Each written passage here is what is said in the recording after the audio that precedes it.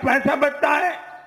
पूरी दुनिया ने स्वच्छता अभियान के लिए भारत की तारीफ की, लेकिन आपने कभी भी इन गौर परिवारवादियों से एक बार भी सुना है कि हां स्वच्छता करनी चाहिए? सुना है क्या? सुना है क्या? अब मुझे बताइए, वो स्वच्छता की बात बता देते हैं तो उनकी राजनीति में क्या खोट पड़ जाती? जो समाज के लिए अच्छा है वो उनको मंजूर नहीं है। मोदी आज आत्मनिर्भर भारत, वोकल फॉर लोकल, यानी भारत में बने सामान को अपनाने की बात कर रहा है। जिसे बनाने में मेरे देश के लोगों का पसीना लगा हो, उसी को मैं अपने सर माथे पर लगाता हूं। अगर ये बात करता हूं तो भी वो उसका मखौल उड़ाते, मजाक उड़ाते हैं। आप मुझे बताइए भाइयों, बनारसी साड़ियां, उसका मैं गुणगान करूं कि न करूं? उसका गुणगान करूं कि न करूं? हिंदुस्तान के हर कोने में बनारसी साड़ी बिक जाए तो बनारस के साड़ी बनाने वालों को फायदा होगा कि नहीं होगा? मेरा बनारसी लंगड़ा आम, मैं जहां जाऊं मैं बनारसी लंगड़ा आम के गीत गाऊं तो भैया हमारा बनारसी लंगड़ा आम हिंदुस्तान में बिकेगा कि नहीं बिकेगा? मेरे किसान को फायदा होगा कि नहीं होगा? अब बनारसी खिलौने, हमारे गरीब परिवार खिलौने बनाते हैं। अगर मैं चारों तरफ कहूं कि मेरे देश में बने खिलौने खरीदने चाहिए, मेरे बच्चों के हाथ में मेरे देश में बने हुए खिलौने होने चाहिए, तो फायदा किसको होगा? खिलौना बनवाने वाले गरीब लोगों को, मेरे बनारस के लोगों को, मेरे किसानों को, मेरे बुनकरों को, हस्तशिल्पियों को, विश्वकर्मा साथियों को, और इससे उनका आय बढ़ेगा। तो ये अच्छा काम है कि नहीं भैया?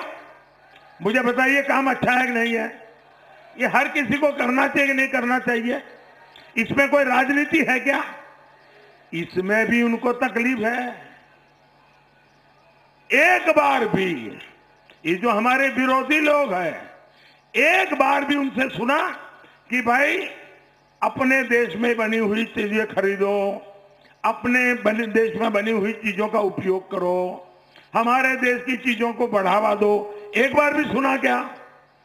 अगर ये आपके मित्र होते, ये आपका भला चाहते, तो आप जो चीजें पैदा करते उसको बेचने के लिए बोलते कि नहीं बोलते?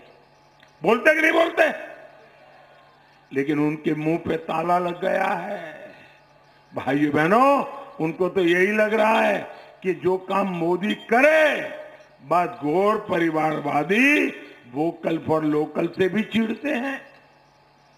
पूरी दुनिया में आज योग और आयुष की धूम मची है, लेकिन ये घोर परिवारवादी योग का नाम लेने से भी बचते हैं, क्योंकि उनको लगता है अगर योग की बात करेंगे, हिंदुस्तान के लोगों की तबीयत ठीक होगी, उनका शरीर फिटनेस अच्छी होगी, तो ये तो मोदी का गीत गाएंगे, मोदी का गौरव गान करेंगे, इसलिए योग का भी विरोध।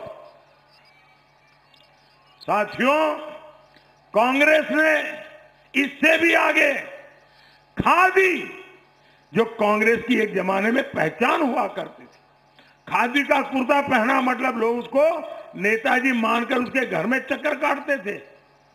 खादी से जितना राजनीतिक फायदा उठाना चाहिए उन्होंने उठाया।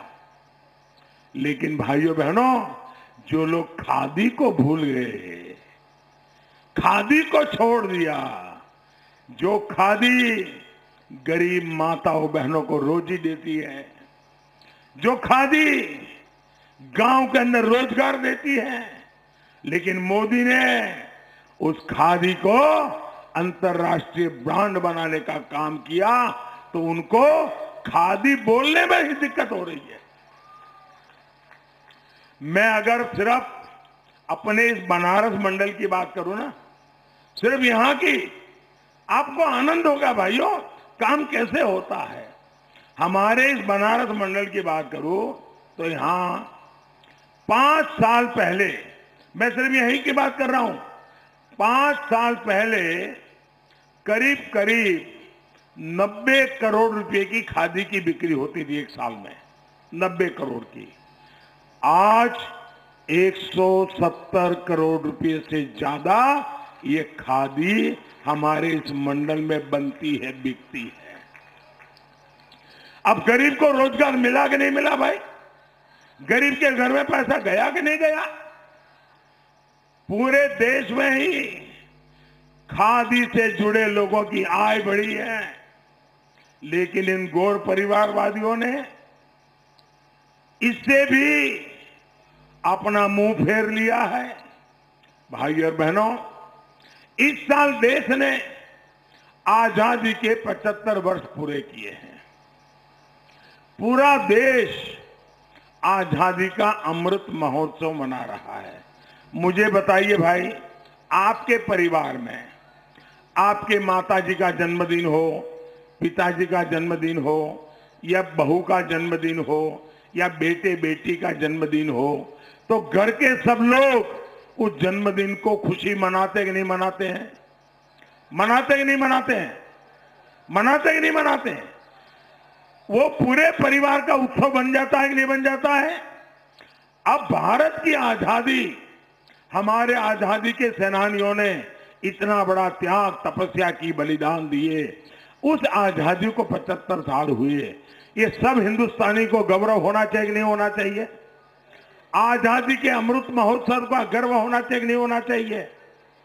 आप हैरान हो जाएंगे, इनका दिल में मोदी के प्रति इतना विरोध भरा पड़ा है कि उनके मुंह से ये आजादी के अमृत महोत्सव का आनंद और भागीदारी करने से भी कतराते हैं।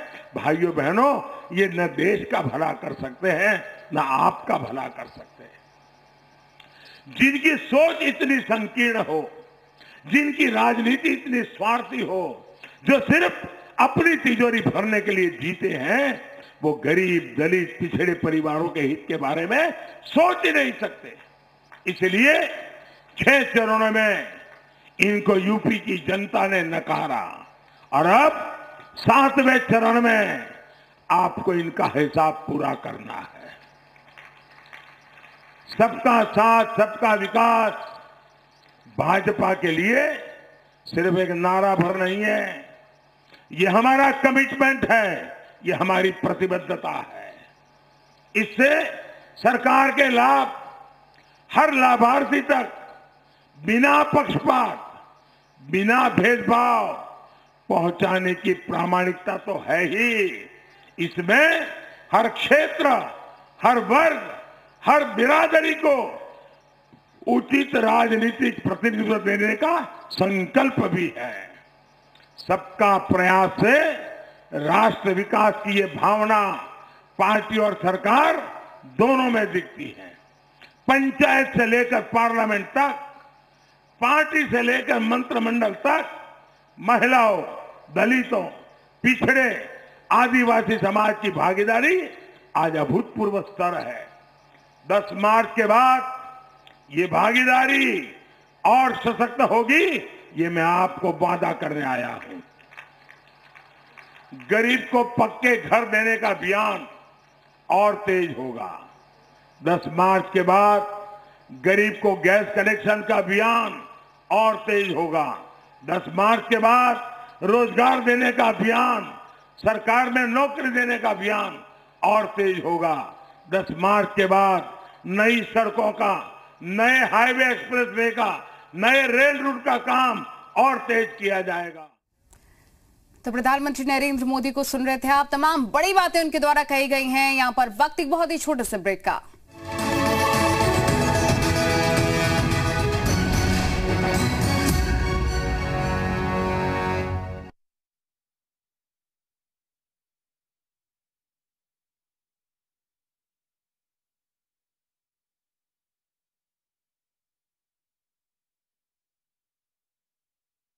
मैं कहूंगा, आपका ये आशीर्वाद ही मेरे जीवन की बहुत बड़ी पूंजी है।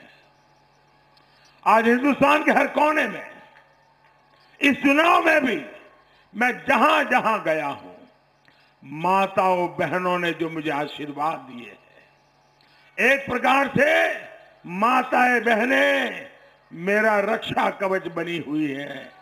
माताएं बहनें आज जिस प्रकार से सारे बंधनों से ऊपर उठ करके देश के लिए, अपनी बेटियों के उज्जवल भविष्य के लिए आज जो मेरा साथ दे रही है ना माताएं बहनें, मैं आपका एडवांस में धन्यवाद करने आया हूं।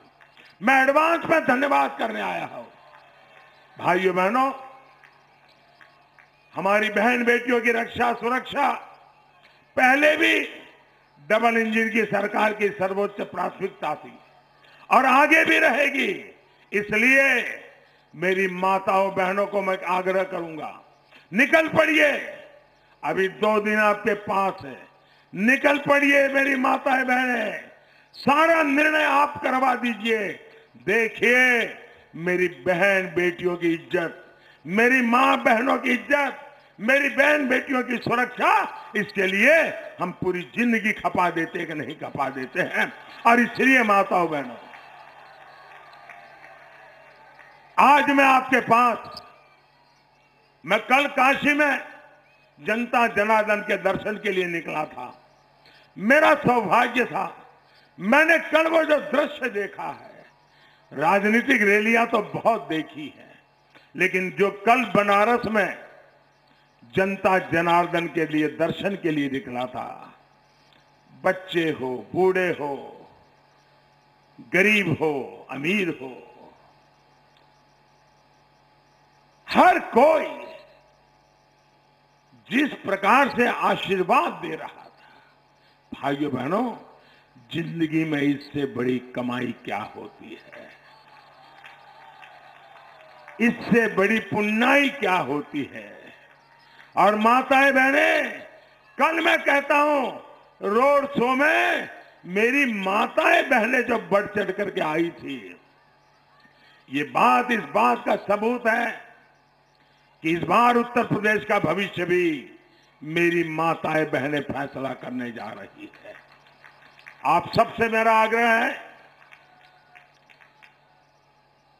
आपको, भाजपा को, अपना दल को, निषाद पार्टी को भारी मतों से जिताना है।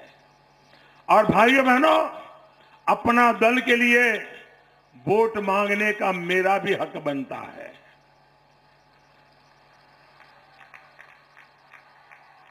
अनुप्रिया जी को तो मैं बाद में मिला, उनका परिचय तो मेरा बाद में हुआ।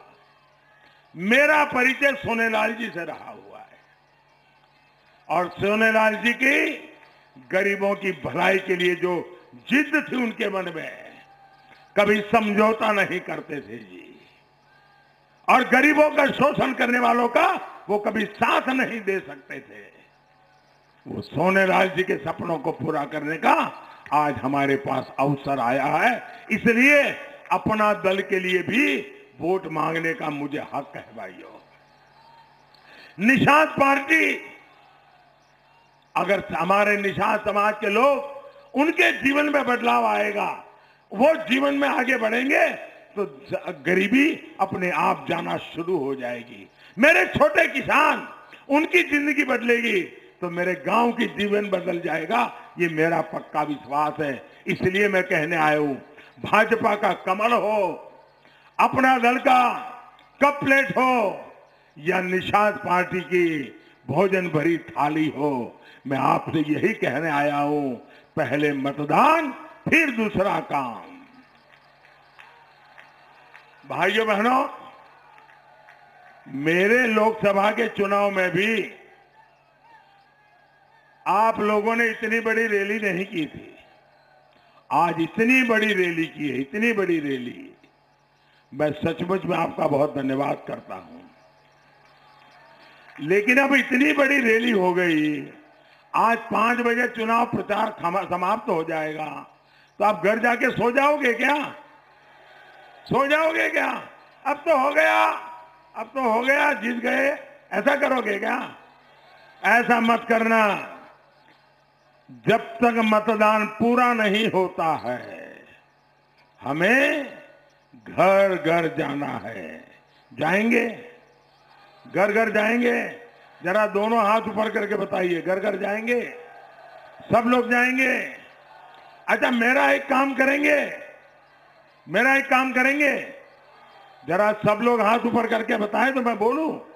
मेरा एक काम करेंगे, हमारे इस क्षेत्र में हर घर पर जाके कहना, मोदी जी आए थे,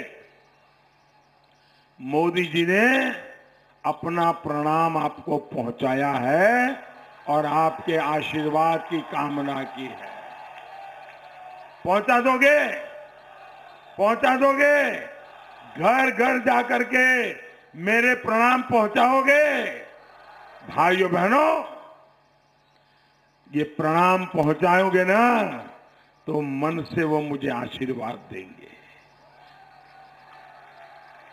और उनके आशीर्वाद मेरे लिए एक नई ऊर्जा बन जाते हैं। गरीब, पीड़ित, दलित, शोषित, पिछड़ों के लिए मेहनत करने की मुझे और हिम्मत मिलती है और ताकत मिलती है। और इसलिए भाइयों बहनों, हर घर जाना, मेरे प्रणाम पहुंचाना और मतदान के दिन एनडीए के सभी साथियों को जिताने के लिए ज्यादा से ज्यादा मतदान कराइए। इसी एक अपेक्षा के साथ मैं पूरे उत्तर प्रदेश को, खास करके उत्तर प्रदेश के सरकार के अधिकारियों को, पुलिस विभाग के लोगों को, आज मेरी इस चुनाव की आखिरी सभा में उन सबका अभिनंदन करना चाहता हूं, क्योंकि उन्होंने शांतिपूर्ण मतदान करवाया। मैं इलेक्शन कमीशन का अभिनंदन करता हूं कि 6 चरण में इतना शांतिपूर्ण और इतना शानदार मतदान का प्रबंध किया। इसके लिए उनको मैं इसलिए धन्यवाद देता हूं कि उनकी इस व्यवस्था शक्ति के कारण लोगों का लोकतंत्र पर भी विश्वास बढ़ता जाता है। तो इस काम के लिए मैं उनका भी अभिनंदन करता हूं। इस पूरे चुनाव अभियान के दरमियान आप लोगों ने भारतीय जनता पार्टी और हमारे एनडीए के साथियों की जो चिंता की है, हमें जिस प्रकार से संभाला है, जिस प्रकार से जहां हम नहीं पहुंच पाए वहां जनता जनार्दन पहुंच गई है। इसलिए आज इस आखिरी चुनावी सभा में मैं देश में इन 5 राज्यों के मतदाताओं का भी हृदय से बहुत बहुत आभार व्यक्त करते हुए, सबका धन्यवाद करते हुए मैं मेरी वाणी को विराम देता हूं। और 10 तारीख को, इस बार 10 तारीख को जब चुनाव के नतीजे आएंगे तो रंगों वाली होली उसी दिन शुरू हो जाने वाली है। तो रंगों वाली होली मनाने के लिए बहुत बहुत शुभकामनाएं, बहुत बहुत धन्यवाद। भारत माता की